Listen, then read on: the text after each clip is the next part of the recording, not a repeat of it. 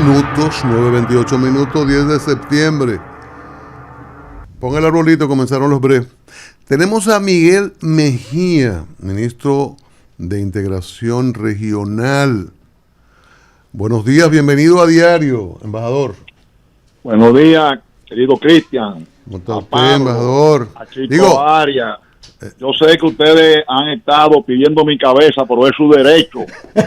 Y con gusto he accedido a esta entrevista, que no la estoy dando. Pero a Pablo, a Chico, a ti, a Julián, no puedo decirle que no. Aquí estamos a su disposición. En mi caso, Miguel.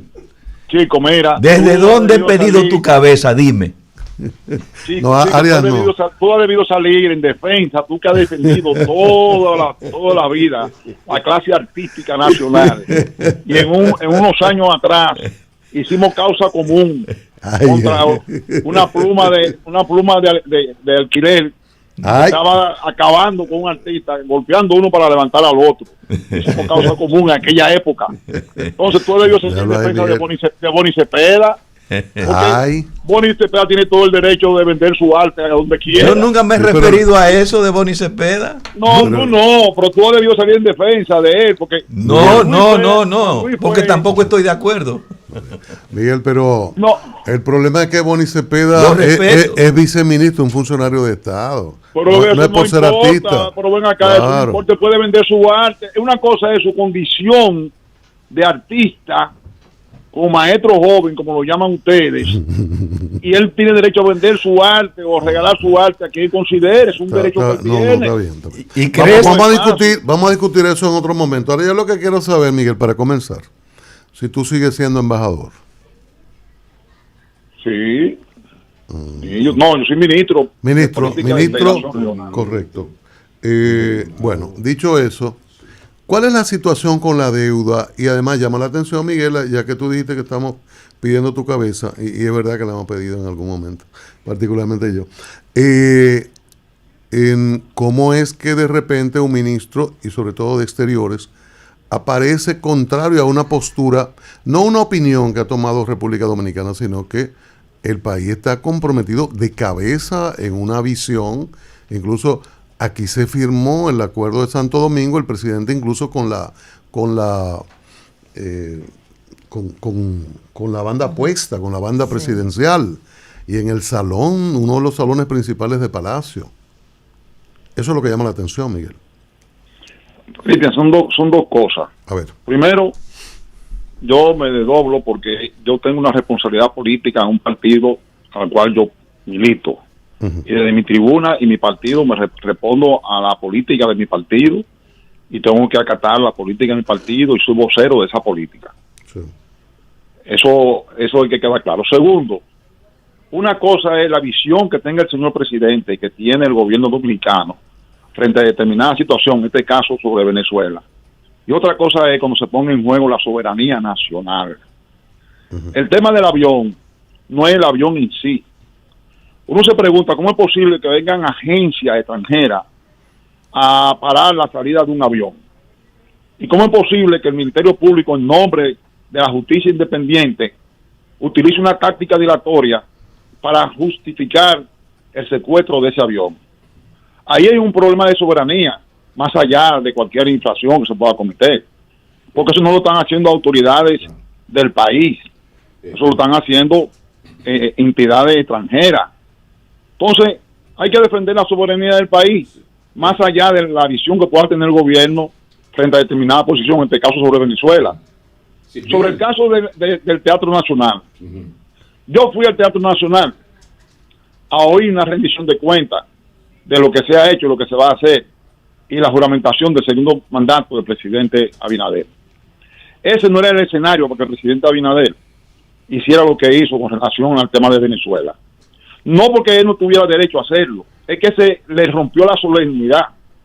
Y fíjate tú que ahí habían países representados que no comulgan con esa visión que él estaba expresando. Uh-huh. Te puedo decir, la primera vez que el gobierno de China, el presidente Xi Jinping, mandó un enviado especial a esta toma de posesión, fue ahora. Y ese ministro de Industria, Comercio y Tecnología estaba ahí. Estaba un vicepresidente de Cuba, estaba la presidenta de Honduras, estaba un representante de Nicaragua, un representante de Vietnam. ¿Qué hubiese sucedido si esos países que no están de acuerdo con ese enfoque, que no han ido? Miguel. ¿Que no ha ido? Se hubiesen parado, se hubiesen ido. Sí. ¿Cómo queda el país? Entonces, yo no estoy cuestionando el derecho que tiene el presidente a la visión que considere el gobierno. Yo lo que estoy cuestionando es que usted cogió un escenario no apropiado para eso y le rompió la solemnidad y exponiendo al país a ese riesgo de que esa gente se hubiese parado, se hubiese ido. Como en efecto, Xiomara no se paró, Xiomara no aplaudió, y lo mismo sucedieron con otros. Entonces son dos cosas distintas, sí, Cristian, Pablo y Miguel Mejía, buenos días. Buen día. Lo que pasa es que si estuviésemos hablando solamente con el presidente, vocero autorizadísimo del partido Izquierda Unida, pues se entendería perfectamente. El problema es que aquí recordamos cuando Hugo Tolentino Dip entró en contradicción con la política exterior de Hipólito Mejía y lo explicó en la medida en que yo no estoy de acuerdo y no quiero pronunciarme públicamente diciendo lo que yo no comparto. Yo me voy de esta Cancillería, porque tú no solamente estás en el gobierno, el problema es que tú no estás como viceministro de Agricultura, o sea, tú eres una persona del staff de la Cancillería con rango de ministro, ¿no? Entonces, de repente, públicamente externar una contradicción tan frontal con el jefe del Estado, no es casi abusar de los afectos que yo sé que existen de parte del presidente y su familia hacia tu persona. No, tú no te sientes mal en ese aspecto. Mira, ese hecho histórico de Hugo Tolentino Díaz, yo tengo mi visión. Él renunció aparentemente sobre el problema de Irak. El problema es que Hugo tenía una visión muy elitista. Y Hugo nunca quiso aceptar a Hipólito como su jefe político, como presidente de la República. Hugo cogió ese bajadero para irse de la Cancillería. Pero el fondo era que él se sentía autónomo y quería hacer lo que le diera la gana. Pero es una lectura que tú le das. El hecho fáctico fue lo que él declaró. Ya esa es una lectura que yo puedo compartirla o no. Está bien, pero mi visión frente a ese hecho era eso. Wow. Y yo incluso eso lo he discutido con el propio Hipólito. Posterior a eso, lo discutimos, pero eso no es el tema. Sí. El tema es que yo estoy protegiendo al presidente de alguna manera. No, tú le estás irrespetando. Lo estás irrespetando y lo estás desautorizando ante el mundo. No, eso no es verdad. Eso no es verdad. Porque yo no estoy cuestionando a él, yo estoy emitiendo un juicio de valor frente a un hecho que se ha producido. Lo estás cuestionando porque estás entrando en contradicción con él. Bueno, pero yo siempre lo he hecho, no hay contradicción con él. Si lo hice cuando Danilo, lo hice cuando... Lo que pasa es que se escucha muy bien el presidente de Izquierda Unida, no el ministro a su presidente constante en los últimos días. Cada vez que hay una contradicción, tú hablas olvidándote del rango de ministro. Habla muy bien y puedo yo compartir algunas cosas. Yo hablo al nombre del partido y eso no es ninguna desautorización. Terrible. Como te digo, Pablo, si yo siempre lo he hecho, ¿por qué no hacerlo ahora? Yo con el gobierno de Danilo, en propio Palacio Nacional, donde tengo mi asiento, yo hacía mi rueda de prensa y daba mis declaraciones y enfrenté a esos funcionarios que luego muchos de ellos cayeron y yo no hice leña de ese árbol caído. Solo dije cuando estaban adentro y arriba, te dije lo que yo sentía. Buenos días, señor Mejía. Estamos conversando con Miguel Mejía, dirigente político y sobre todo el representante del movimiento Izquierda Unida. Es además ministro enlace República Dominicana-Venezuela. Si, por ejemplo, fuera usted que estuviera en el cargo de presidente de la República y pasara algo con alguien que ocupara la posición suya, en términos institucionales, diplomáticos, ¿usted considera que le daría la libertad de manejarse con una independencia total de la visión que tiene el gobierno? Claro, un gobierno plural tiene que tener esa flexibilidad. Eso no entra en contradicción con eso, por lo contrario, yo lo estoy advirtiendo a él de cosas que su funcionario, su entorno más cercano, le mienten y hace cosas que le afectan a su política, le afectan a a los planes que él está aplicando. ¿Y por qué no conversarlo con él en un espacio privado que sé que lo he tienen ustedes? Lo he conversado con él, yo le expliqué lo que decía Leonel, el que no me puede decir una cosa en público, que no me lo diga en privado. Yo se lo digo en privado y se lo amplío en público. Miguel, realmente ¿tú no crees que esos planteamientos que tú has hecho públicos, diciendo inclusive, siendo ministro para la integración regional, tú no crees que el hecho de que tú digas, por ejemplo, que en medio de esta situación, de este conflicto de República Dominicana con Venezuela, que tú digas con esa calidad que tienes oficial, que el gobierno dominicano está mintiendo? ¿Tú no crees que tú pones muy mal parado al gobierno dominicano ante Venezuela y ante el mundo?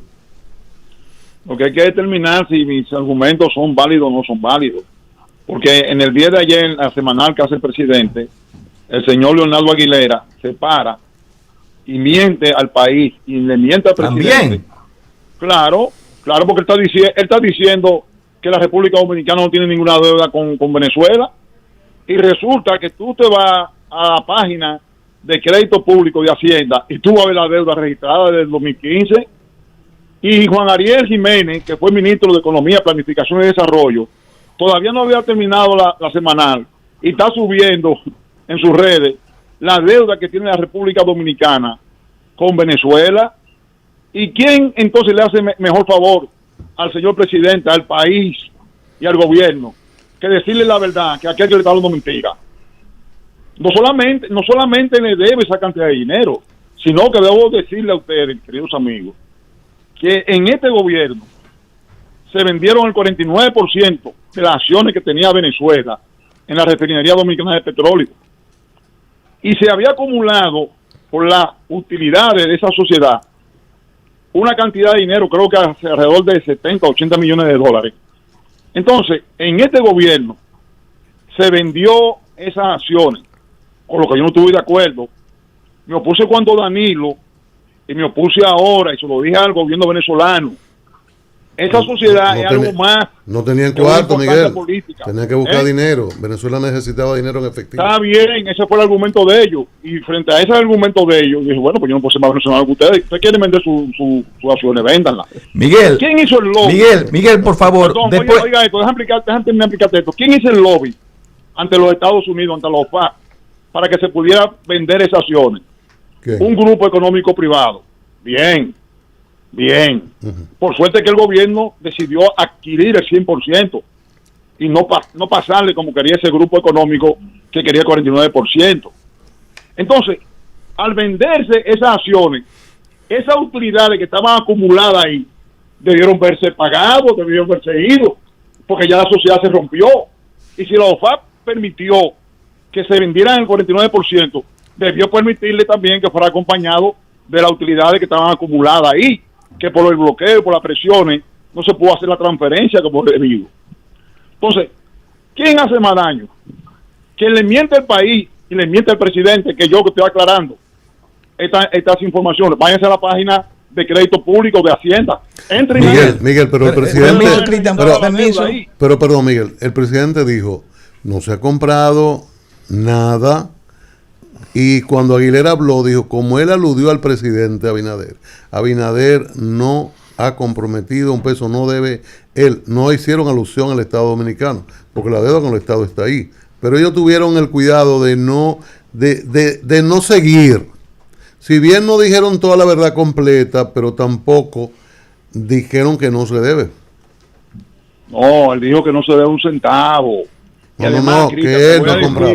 Oye, permíteme decirte... Sí. Que esa gestión, quien la coordinó, quien la dirigió, fui yo, y todo eso está documentado. Mañana o hoy Venezuela puede tener una reacción, sacarle los papeles, y la videoconferencia que se ha sostenido a alto nivel del gobierno dominicano. ¿Quién va a quedar mal?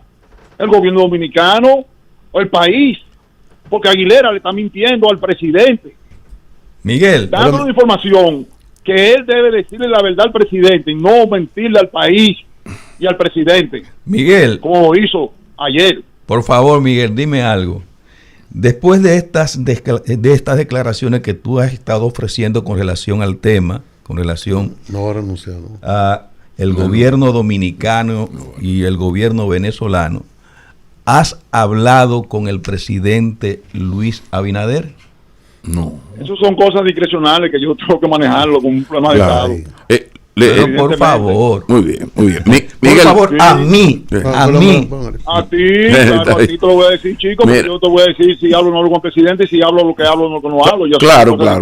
Muy bien hecho, Miguel. Tiene todo el derecho de proceder en la dirección que él considere su derecho. Por supuesto, Miguel. Para mí son posiciones de principio que toda la vida la he eternado. Yo tuve mucha diferencia con los funcionarios de Leonel, con los funcionarios de Danilo, y en pleno Palacio Nacional yo hacía expresar mi punto de vista y ellos nunca me llamaron la atención.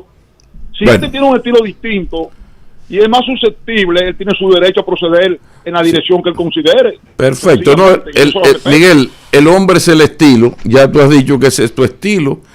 A uno le llama la atención porque cuando uno tiene tales contradicciones con un gobierno, lo lógico es que uno ni uno quiere estar ni el gobierno te quiera tener.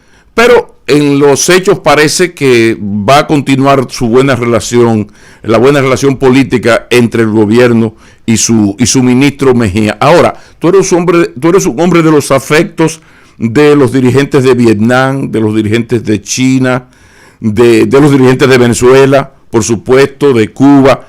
¿Tú imaginas en cualquiera de esos países un ministro o embajador de su Cancillería enfrentado públicamente a las posiciones de su presidente? ¿Tú te lo imaginas?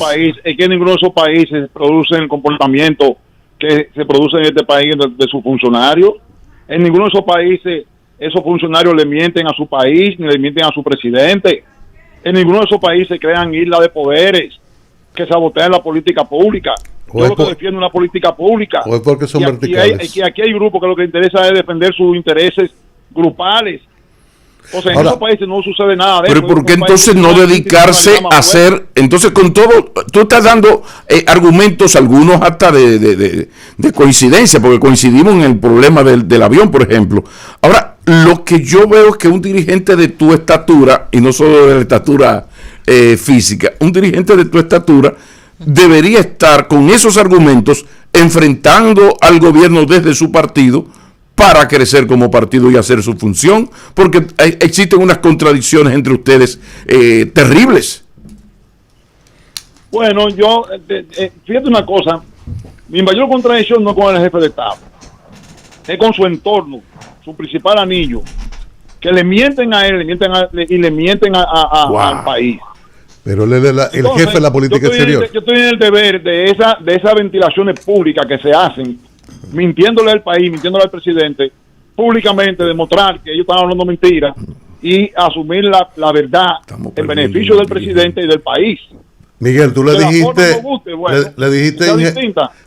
injerencista al presidente. Diablo, no, qué cosa. Tú le dijiste injerencista. Tanto que lo quiere. De meterse en la política venezolana. Venga acá, querido Cristian. Sí. Querido Cristian, mira, aquí esa cancillería, ese canciller, que yo he dicho que no es más que un sello bomígrafo del Departamento de Estado, hace cosas sin el conocimiento ni el consentimiento del señor presidente.